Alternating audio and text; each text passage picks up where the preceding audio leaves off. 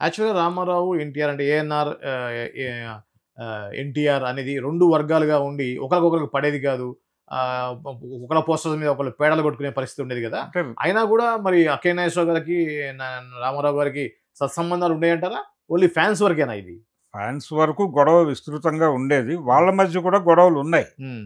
గొడవలున్నాయి గానీ కొన్ని విషయాల్లో ఆయన వినేవాడు. ఓకే.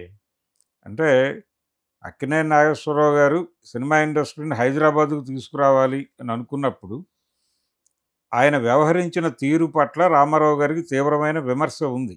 ఓకే. ఆయన దాదాపు 5 వ్యాసాలు ఆంధ్రపత్రికలో రాశాడు ఆ రోజుల్లో. హుహు. నాగేశ్వరరావు గారి ప్రవర్తన గురించే. ఓకే. హ్మ్. అలాగే బ్రహ్మానందరెడ్డి గారు ఒకసారి మద్రాసు వచ్చినప్పుడు రంగారావు గారితో, ఎస్వి రంగారావు గారితో ఒక విజ్ఞాపన పత్రం తన హ్మ్. నిర్మాతలతో కలిసి హ్మ్. ఒక విజ్ఞాపన పత్రం ఇప్పించారాయన. హ్మ్. సినిమా పరిశ్రమ కదలటం అంటే ఒక హీరో అక్కడికి రావటం కాదు. హ్మ్. దానికి చేయవలసిన తతంగం చాలా ఉంది. అది హ్మ్. మాట్లాడకుండా హ్మ్. రమ్మంటే వచ్చేయటానికి హ్మ్. రకరకాల ఇబ్బందులున్నాయి ఇక్కడ. ఓకే. అంటే ఇన్‌ఫ్రాస్ట్రక్చరల్ ఇబ్బందులు అనేకం ఉన్నాయి. హ్మ్. ఇవన్నీ కన్సిడర్ చేయకుండా మీరు మీ ఇష్టం వచ్చిన పద్ధతిలో హ్మ్. ఒక హీరో గారు అక్కడికొచ్చేసి ఆయనతో మీరు అడపాదడపా ఖాళీగా ఉన్నప్పుడు హ్మ్. ఒకే చోట ఉన్నాం గదా అని కలిసి కూర్చొని మాట్లాడి, ఆయన చెప్పిన మాటలు విని మీరేదో అనుకుంటే కుదరదలాగా.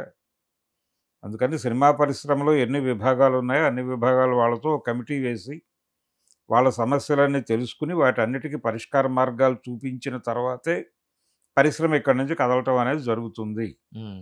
అని చెప్పాడాయన. ఓకే. ఆ విషయంలో చాలా సీరియస్ హ్మ్.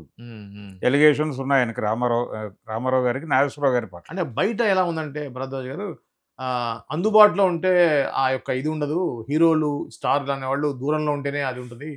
రామారావు ఏంటంటే తిరుపతి రావాలి. తిరుపతి నుంచి మద్రాసు రావాలి. అక్కడ వెంకటేశ్వర స్వామిని ఇది చేసినట్టుగా ఇక్కడ రామారావుని దర్శించుకొని రావాలి.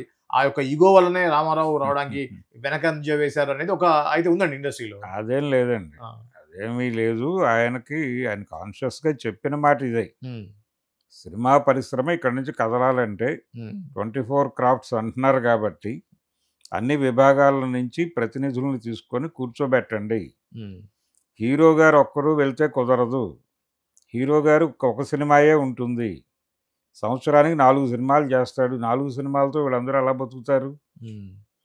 కాబట్టి వీళ్ళందరూ అక్కడికొచ్చిన తర్వాత ఏం చేయాలి? ఎలా నడపాలి జీవితాన్ని?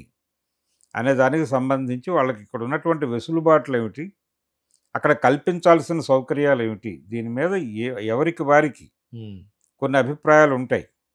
వీటన్నిటిని కన్సిడరేషన్‌లోకి తీసుకున్న తర్వాత ఒక విధాన రూపకల్పన జరగాలి. అలా కాకుండా ఎవరో ఇంపోజ్ చేస్తే జరిగిపోయే పని కాదిది ఓకే. అని ఆయన చాలా స్పష్టంగా చెప్పాడు. బ్రహ్మానందరెడ్డి గారికిచ్చిన విజ్ఞాపన పత్రంలో గూడా అదంతా ఉంది. హ్మ్. అందుకని అలా జరగాలి అన్నాడాయన. ఓకే. ఆ విషయంలో నాగేశ్వరరావు గారి వ్యవహార శైలి పట్ల ఆయనకి వ్యతిరేకత ఉండేది. అందరితోనూ మాట్లాడేవాడు ఓపెన్‌గానే ఆయన. హ్మ్. హ్మ్. గుమ్మడి గారు ఎప్పుడైనా హైదరాబాద్ షూటింగ్‌లో పాల్గొని తిరిగి మద్రాసు వెళ్ళినప్పుడు, హ్మ్. "ఏవంటోంది మీ హైదరాబాద్ ముఠా" అని అడిగేవాడట ఆయన, ఓకే. ఆ! రామారావు గారు. ఆ!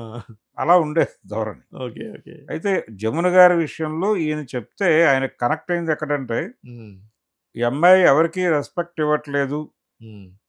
ఎవరి పట్ల అంటే కనీసపు గౌరవాలు కూడా లేవు. హ్మ్. తనే సర్వస్వం అన్నట్టుగా ఒక తలపొగురుతో వ్యవహరిస్తోంది అనే పాయింట్ కనెక్ట్ అయింది ఆయనకి. ఓకే. ఆయనకసలు కొద్దిగా ఆత్మాభిమానం ఎక్కువ. ఆయనే ఎదుటి వాళ్ళని మీరు అని మాట్లాడతారు. ఆయన అదే ఎక్స్‌పెక్ట్ చేస్తాడు. ఆయన అక్కడ హర్ట్ అయ్యాడు. ఆ! ఆయన అక్కడ హర్ట్ అయ్యి, సరే చూద్దాం నేను కూడా చెప్తాను అన్నాడు. అంతవరకే. హుహు. తప్ప అసలు యాక్చువల్‌గా జరిగిన వ్యవహారం ఏమిటి? అది విచారించి నిర్ణయం తీసుకోవాలి హ్మ్. అని అనుకోలేదు.